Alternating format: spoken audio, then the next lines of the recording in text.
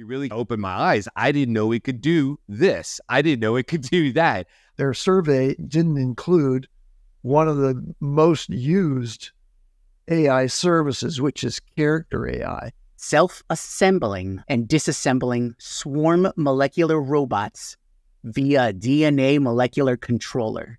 I think it's important for people to understand conversations that they've had with your likeness, that they have a memory of you that you don't have because you weren't in it. You and I know that marketers, advertisers ruin everything.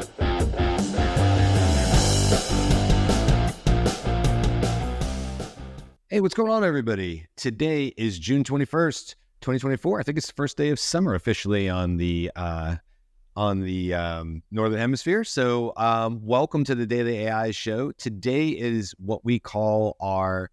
Wait, what did we just say about AI? And if you're looking at our screen there, you probably saw a shocked face. In fact, I'll put it back up there really quick before we get into it. You know what this made me think of, guys? It was just a random AI generation of, like, when I said make somebody look shocked. But doesn't it remind you of Spaceballs when she's like, "You just shot my hair"? Anybody get those vibes? That's a good one. That's a good one. Totally the reason I used it was because it reminded me of Spaceballs when the princess, and she's like, "They just shot my hair," and then she turns around and shoots everybody. Hey, today we got Jyunmi, Andy, Beth. I'm Brian. We'll see if anybody else pops in the door as we're going. But like I said, today is our opportunity to stop with new ideas, new shows, new comments, right? And to sort of look back at the last 2 weeks of shows. Because what we realized was, we're always moving forward, and sometimes a lot has happened after a show, or we've had more conversations in our Slack channel, or there's been new developments or new news stories, which happens all the time. And so this is just an opportunity for us every other Friday to just slow down for a second and go, okay, hold on a second. What did we just talk about? Both for us and for our audience. It's one of my favorite shows. Beth, I think props goes to you for this one. I think it was your idea initially. And now we've done, 8 of them or something like that over maybe more than that at this point, because every other week. So that's what we got for today. And I'll kind of kick things off by just going all the way back to two Mondays ago, which was the Reuters Report. We talked about, the Reuters Report was specifically about how people are using 12,000 people, 2,000 per country, 6 countries are using AI to find out about news. That was sort of the point of the survey, and we talked about it on the show. But as we uncovered on the show, there was just a lot more in that report, that just really good numbers. So the reason I wanted to bring it up is because, as I was saying 2 days ago, I was over in Austin, got to go hang out with a client of mine that has been a client for 3 years. But truthfully, initially we were working more on the LinkedIn strategy side. And just recently I've been talking to them about AI. Well, all worlds aligned, everything lined up. They were having 50 to 60 of their employees all at their Austin location. And so they said, "Hey, why don't you come out and present on AI?" So that's exactly what I did. And 3 or 4 of the slides that I had were specifically me going and looking at those individual data points in there. Because as we talk about all the time, there's just so many people, maybe outside of our audience. If you're listening to our show, clearly you have a vested interest probably in AI, or maybe just one particular topic piqued your interest, and that's how you found us, which is totally great as well. But, like we saw in the report, just lots of people aren't using ChatGPT, which is at the top as it is. Gemini and Claude and others are well below that when we looked at the stats.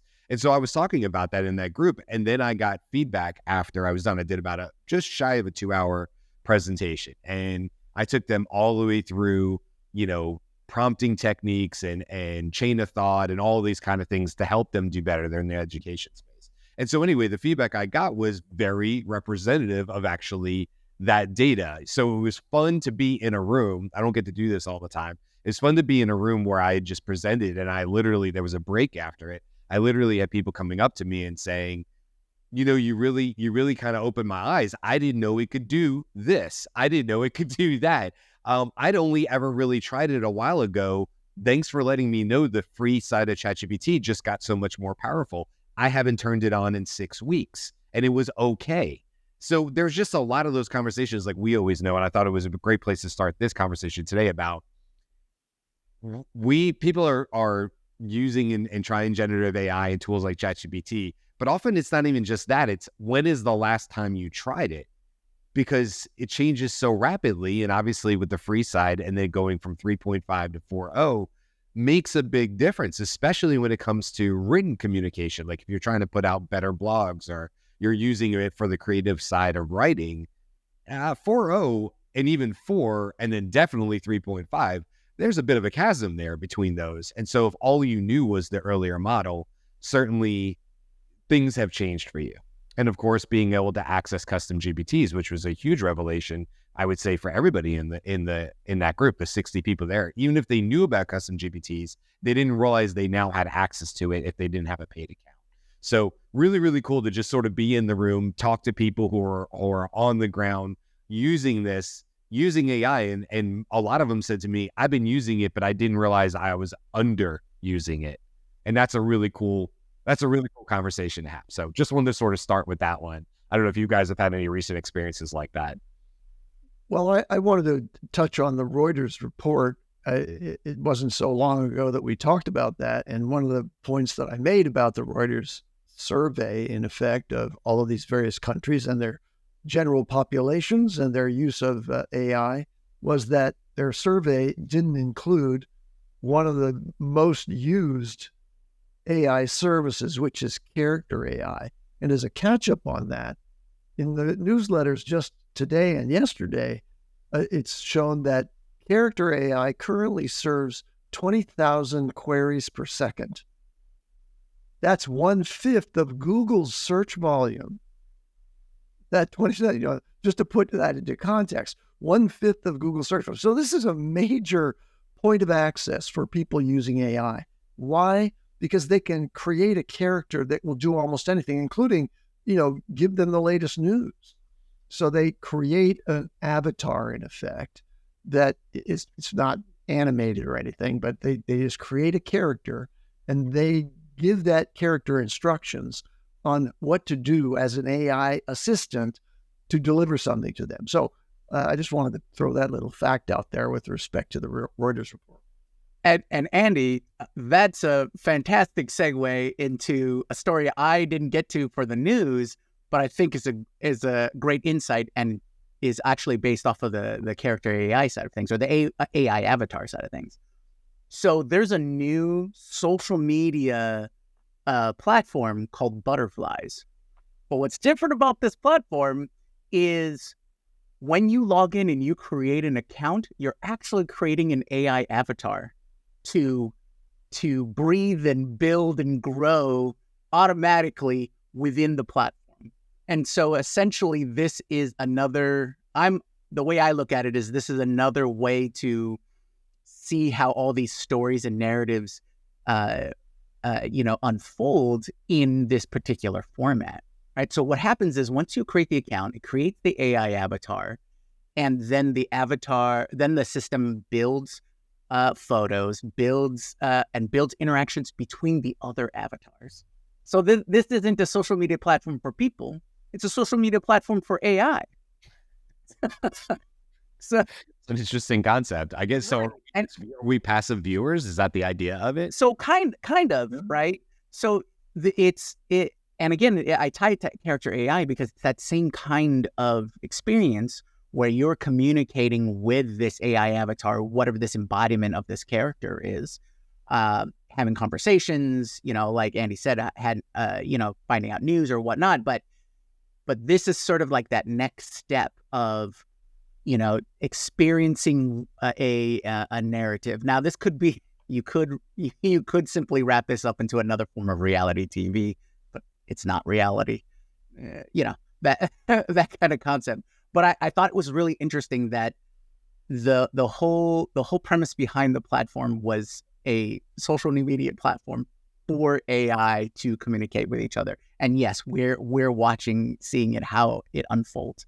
And that kind of connects me to this overall theme of cyberpunk. So if you're ever familiar with that genre, one of the books that had come out a while ago by William Gibson, who's a famous cyberpunk author, called Idoru, which is the entire story is about these AI avatars who become idols, right? And so we've seen examples of that in currently building up, like just like how we have new AI Instagram models and brand ambassadors, and we have AI created music performers and things like that. So this is all part of this larger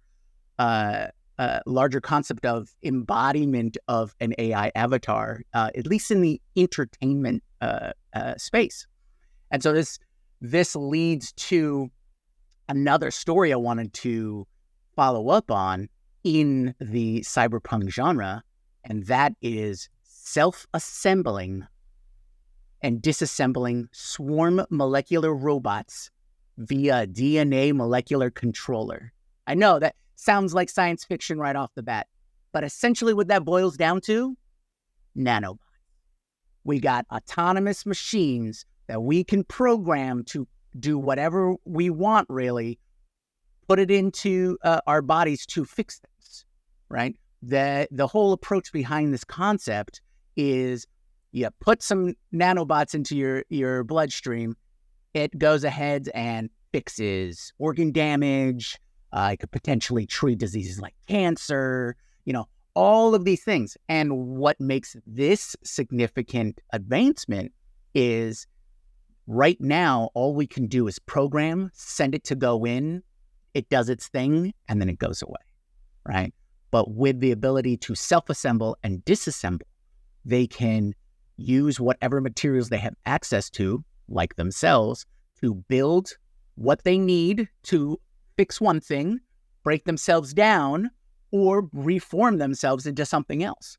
Very early, but if you think the future is in the future, no, future is now. Absolutely. And it's early, but I'm seeing that format come from a bunch of different labs, right? So it's something that a bunch of people are working on. They have different structures, right? Some of them are little cubes that just like climb on over each other and like do some stuff. Some are much more elaborate. There's an endoscopy one that's a robot, a swallow robot that can do your endoscopy.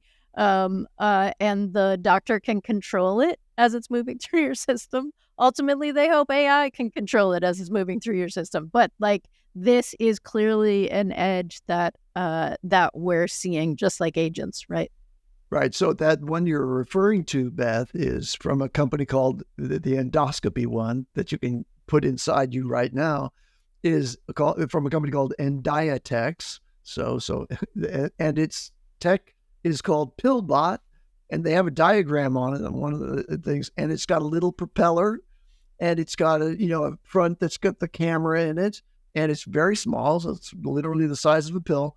And then the current physician can guide it through your system and is providing high resolution photography and real-time imagery back to a screen. It's just amazing that that's actually here. And then eventually they are going to make that autonomous, so you can swallow it once, and then it will figure out how not to get out of your system as your body tries to remove it. Right. And I think anybody who is listening to this who has had to swallow the scope for an endoscopy procedure is like, yes, give me the tiny pill.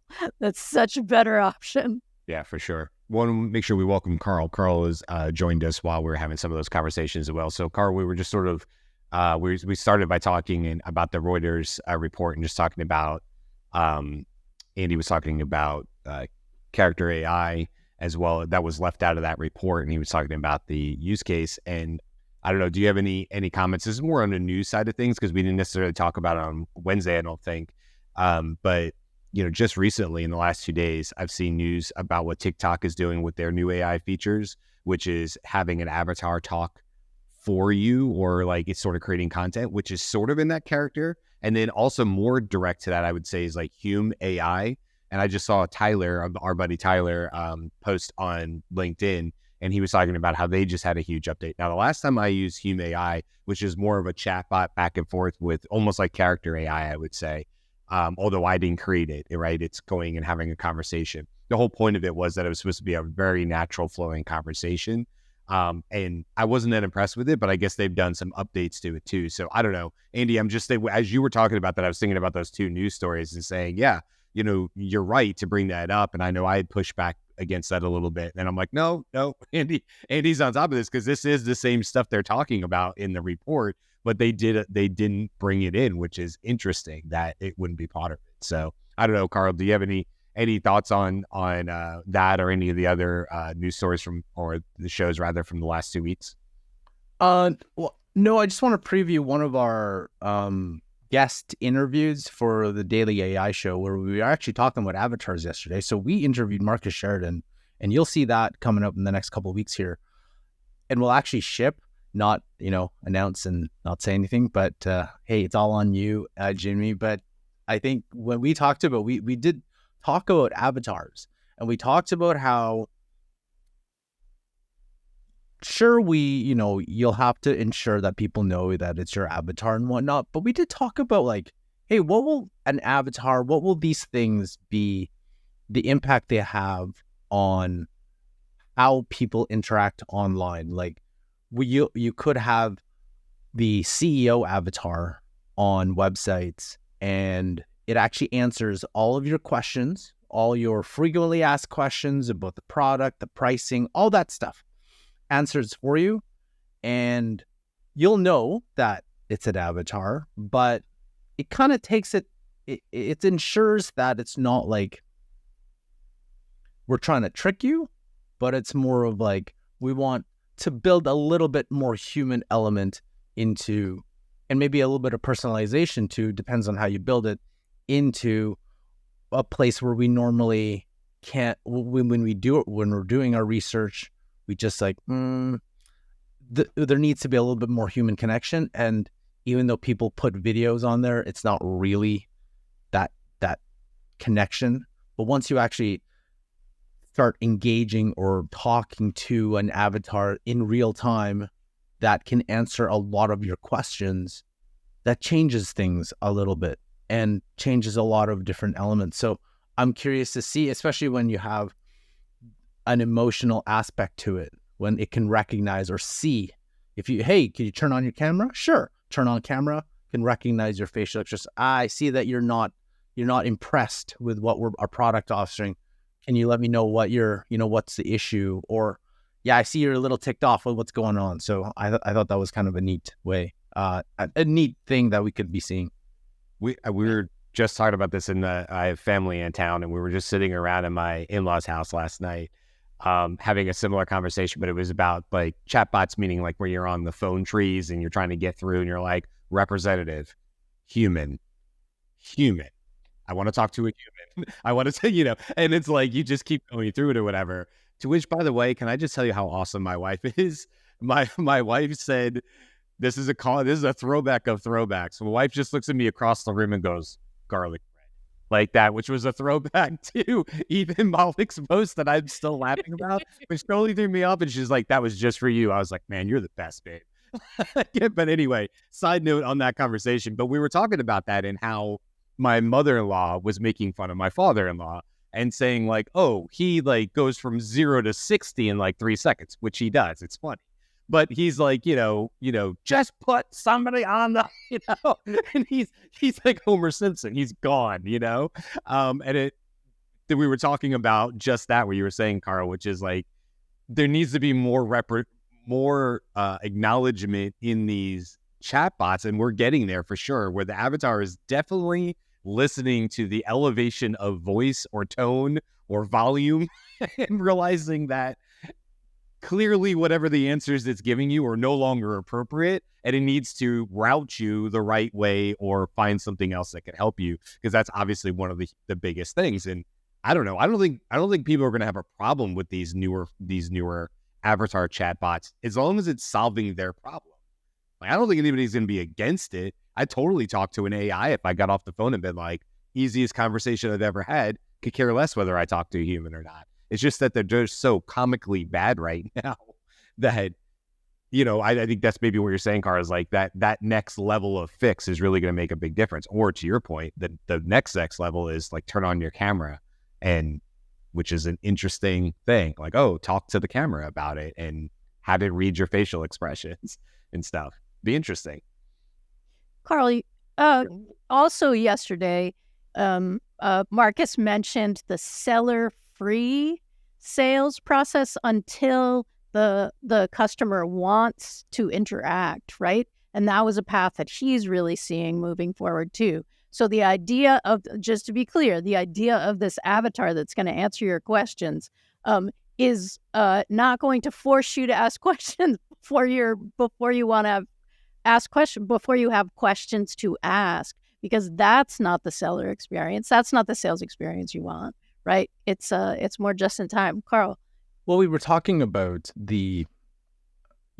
as all these things, bland, I can't remember the other one. And even when people start really building out on Astra, GPT-4o, on whatever Claude is coming out with next, because that's the next, thing that everyone's excited about, you'll have that capability. Because even now with Blend, you don't even need to tell it. You just need to give it a goal. And then it'll try to achieve that goal in that conversation. So what would that mean when, again, you have a conversation with this? Could we say that it is moving towards a business agent? Like, you could say this avatar is, going that agent route, because it can see, it can hear, if the business allows it, you can upload your stuff. It can analyze, it can look at it. If you turn on your camera, it can see you, it can hear you. It's connected to a database, whatever that is. It has memory, right? And all it needs is to be able to activate to do things. That's all. I think that's the last piece. Hey, could you get me this thing? Like, let's say you're on a site. Hey, I want to see here's the dimensions. We'll talk about pools. Here's the blueprint for my house. Can you show me where exactly I should be putting my pool? Let me analyze that. In the back, this is blah, blah, blah. This is where you should do it. Oh, could you give me an updated blueprint with that? Sure, no problems. Here you go. Cool. Great. Can I book a demo? Sure. Let me take your information or write your information. Let me get you that. What time would you like? There's the options. You can say it or it's there. And think about that whole interaction. That is not the way we interact with websites, right? So that entire process now is available on a mobile device if you have the files, right? Because it becomes easier. So I don't even know what the ramifications of something like that available to everyone. Like, what does that mean? I'm not even sure. How will that change our interaction completely? And what if the interaction isn't with us?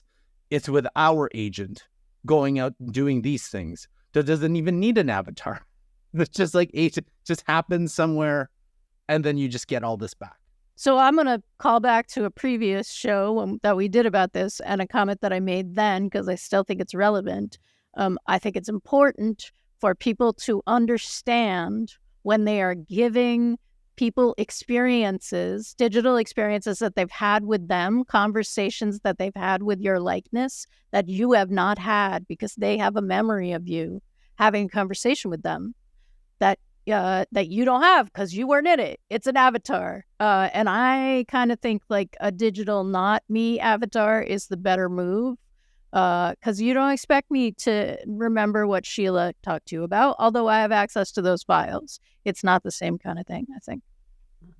It's a good, man, I like that. I like what both of you are saying. I hadn't really thought about this idea, but it totally makes sense. Like you were saying with the pool analogy, if my wife and I start the early process of we want a pool in our backyard. By the way, my backyard would definitely not fit a pool. But if we could, I had $60K to spend or more, and we were going to put a pool here in Florida. That's a, like to your point, Beth, that's a long process. It's a long tail process. There's so many variables from maybe the loan that I might need to get. If I'm not going pay for it in cash, whatever, right? All the things that go involved in that, because the mortgage gets involved in whatever. If I had if my wife and I could set up an avatar that says, here are the parameters, go out, connect with all the other agents, figure it out, get me the best quotes, get the answers, and then let's reconvene in 2 days at 7 p.m. and my wife and I have time to sit down and talk about it and discuss. And then we sit down at the computer. Maybe it's even video because it has all the back information. And it says, okay, hey, I'm your friendly Sheila, blah, blah, blah. I've gone out and I've done this research for you on pools in your area in Florida. You want to put a cage around it, blah, blah, blah, blah, blah. Here are all the things. Let's have a discussion about it. And then my wife and I go, okay, well, one of the things we're definitely most concerned about is such and such, the cost and price. And now Amanda and I, my wife and I, are now just having this natural conversation on camera that maybe has some of the other features you're talking about, Karl. That's we haven't touched or talked to any company. The company is probably using their agents to answer our calls based on their frequently asked questions and their knowledge docs and stuff. So it's this really cool idea of kind of what we were talking about yesterday with Leopold's paper, situational awareness, this idea of multiple agents doing work on your behalf and coming back and then you having a human-like conversation with this avatar, this character, whatever, to get caught up. It's a cool future if you think about it. It's a really, really cool way to do it. So Good here's the, for us. I think so. I think about that is amazing when we think about that. But one thing that let's look at it in phases too, because obviously it's not going to get there like that because you need the businesses to actually do this. But it's interesting that we have this tech kind of available to us whenever they get it, whenever we get the API, you have that conversation already. Okay, got it. We got that conversation. Perfect. Now we need to build on top of that. So what are the steps that, like, as businesses you need to build, and what are the things that we humans? Because I think like that kind of stuff, in addition to all the stuff that Apple came out with, once people start understanding, oh, you just did that, and it's not really mentally draining. It's like, oh yeah, I just told this thing that I'm paying $20 a month for to go out and do this. You only pay $20 a month for it? I was like, what is it? ChatGPT? Really? That's what it does? Like, I think that personal down word of mouth, hey, I can do all this really cool stuff with it. To me, that's where real adoption happens because it's actually doing stuff for you. Like, you don't have to, it's no longer a chatbot. It's more of like, hey, I just need you to do this. Holy cow. Like, and then 2 days later, all this stuff comes back. And now you're having this conversation with this entity that has done everything for you that you're looking for. I'm just hoping that you know, and I know that marketers, advertisers ruin everything. So what possible places will marketers and advertisers ruin in that entire process? Well, it's the goal, right? It's if you give the goal to meet the client's needs, that's a different thing than if you give the goal to insist that this conversation ends with a sale, right? That customer journey from the AI, the very enthusiastic AI that just wants to help you out and reach its goal, those would lead to two very different things. Because there's no more Google. If say Brian, everything that you just described, there's no more display because you're not looking at anything. There's no more display advertising. There's no more Google advertising. There's no more paid social because you're not looking at anything. Maybe you add it into the agent instructions. Right. Check it in out. that scenario, Amanda and I would have, in that scenario, I mean, that's one of billions of scenarios in sales, right? But in that scenario, yeah, I probably looked at ads because maybe I looked at it and said, oh, I want that, let me find a pool reference. I want that zero entry, right? I want to be able to just tickle my finger in my toes into the water or whatever. And so a minute I would have seen ads for that or whatever. And you're right. And I don't know, in that scenario, maybe we're referencing those types of things and saying, we saw this and we liked it. We saw that and we liked it, blah, blah, blah. And that might still come in the form of ads, because ultimately I might be referencing and saying that such and such a company does this and I really like the way they do their tile. Bring that into the conversation. That's important to us. So I'm not really sure. I mean, look, the whole thing is a really cool thought experiment. You brought back to Apple. So I just want to bring that into the conversation, because we talked about Apple. Is Apple really intelligence for everybody? Is Apple intelligence for everybody? Sorry, I'm trying to figure out how we said that. And then my point to that when we titled that was, well, it's only going to roll out to anybody with M1 chips going forward, which is going back a few years. Jyunmi, you clarified that. But as far as going on your phones, really just the 15 Pro, and then whatever comes out in the fall, which will probably just be 16. So you're 16 base model. And so that severely limits who gets Apple Intelligence. Andy, you talked about being just on the outside cusp. My daughter's iPad on the outside of that. It's too old. It doesn't have the M1, whatever. So the reason I bring that up, though, Karl, is like, we talk about this a lot. I'm seeing this in the EV, industry as an analogy, which is, I think we missed the mark with the EV industry. A guy who owns 2 EVs. I don't have a gas car anymore, but that was that we didn't have this transition period of plug-in hybrids, which I had owned one of those and realized the real value of that, which was that I could at any point go 30 miles on a battery, but I also had a gas car. It was the perfect scenario. I could drive to Georgia, no problem, but I also went around on battery all the time. And so, wow, we really missed it, because the adoption would have been better to the charging network and things like that, and people wouldn't have had the range anxiety. Now here we are with AI. And so the analogy there is, do you think what's going to come out with Siri, what we assume will come out with Siri, what they've shown us with Apple Intelligence stuff, is this the next step needed to train people to use these avatar-like scenarios so that they're ready for the future we just talked about, that hypothetical future? Do we need Apple Intelligence and Siri to get there? We need certainly something like it. Going back to that report, right? It's 7% in the US use ChatGPT daily, right? So that we all commented that that's a tiny percentage. That speaks to awareness, right? The Apple method, their system of these small steps, dipping your toe, getting you used to, it's the same playbook of teaching people how to use a smartphone. It's getting your customer ready for the larger things. And so Apple's really good at that. And so, yes, I think we need the Apple and Apple Intelligence series approach to just get more awareness and use, and getting people used to the idea of how their data will interact, how AI will work for them, to build up to that point where the expectation and the hype actually, meet, where the delivery and the hype actually meet.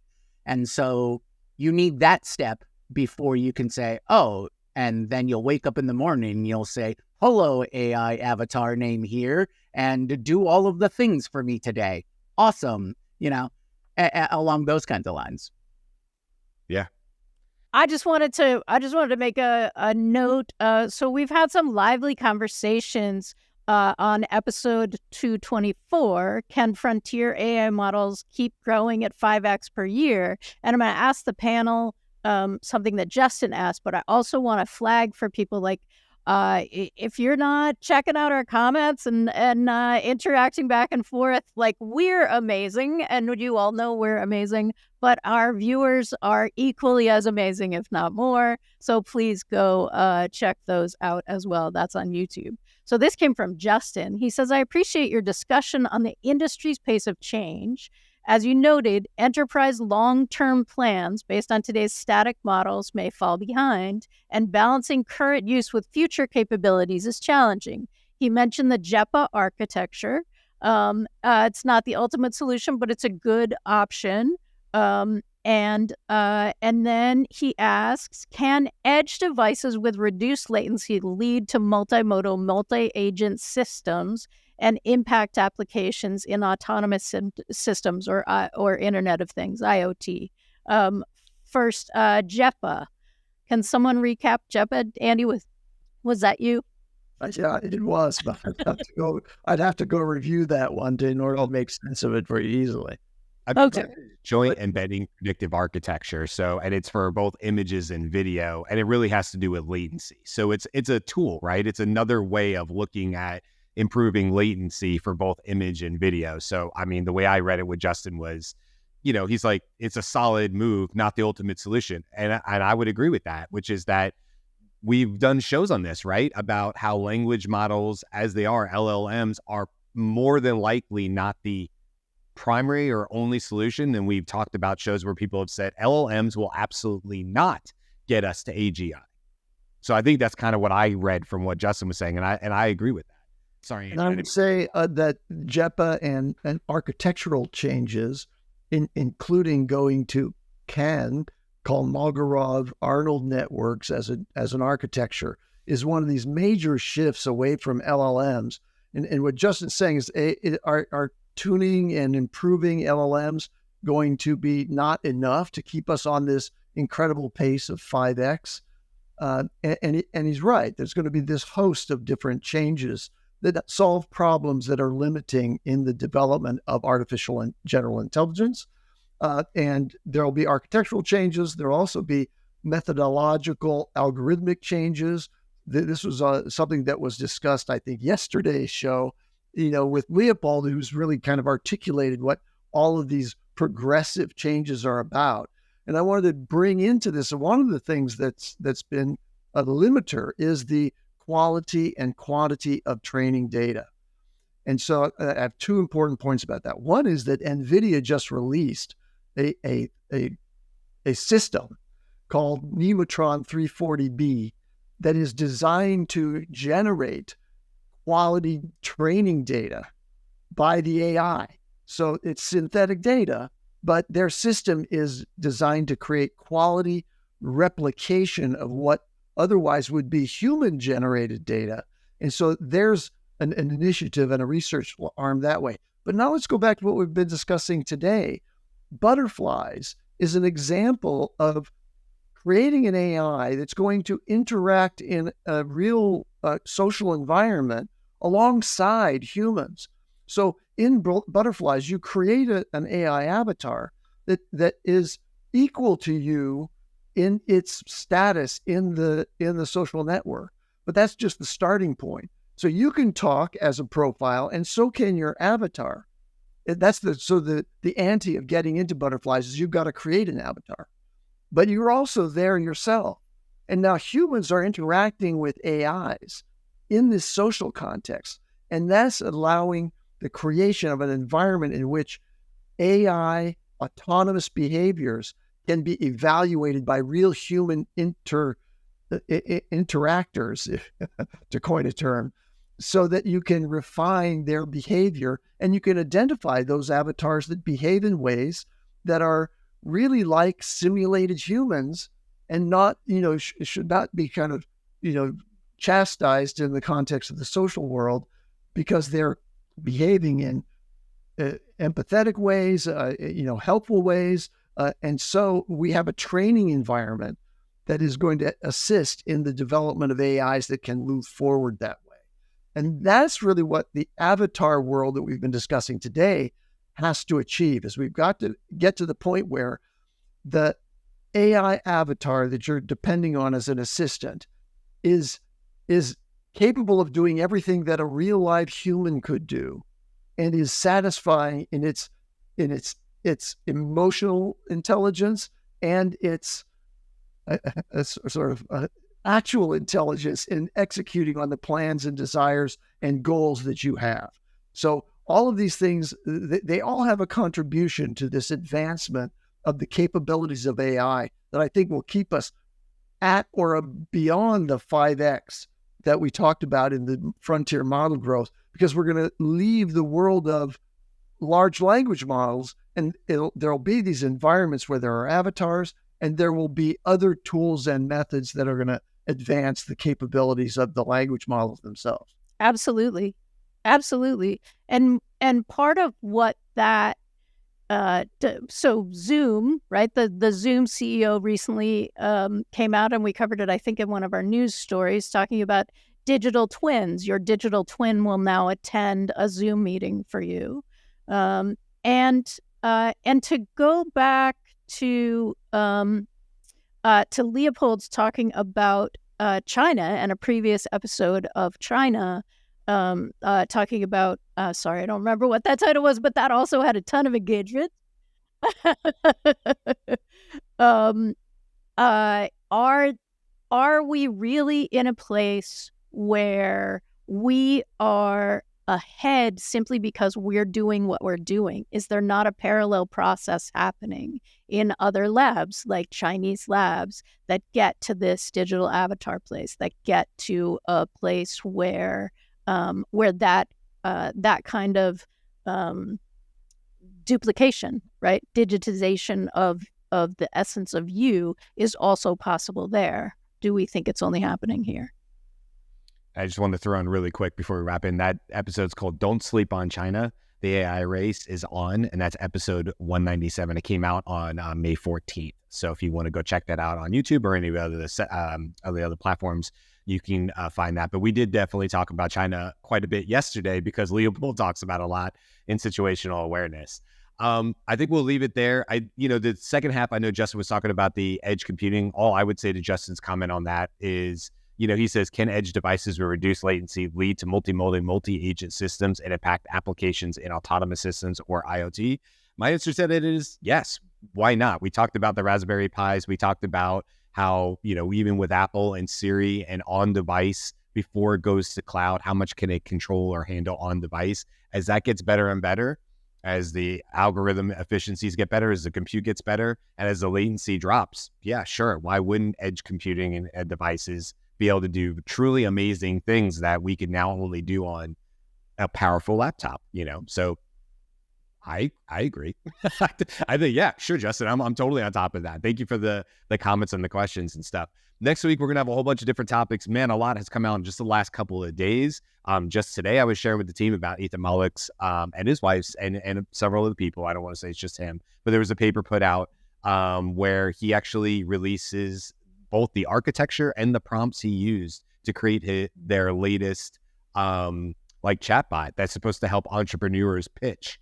So very, very interesting. Literally came out this morning, so couldn't even talk about it more if I wanted to, but it sounds like a great topic for one of our shows next week. We'll definitely dive into that. We'll have a tool review as we do every other Friday, and a whole bunch of other great topics. So make sure you guys keep coming back. Go to dailyaishow.com if you would like to see any of our previous episodes, like we mentioned, as well as sign up for our newsletter. This Sunday, we'll drop issue number 3. It's a great place to get a whole bunch of additional information that doesn't make it to the live shows all the time, because we would be here for hours. So if you want to get even more, if you want to hear more about what we're talking about, go sign up for the newsletter. It's free, of course.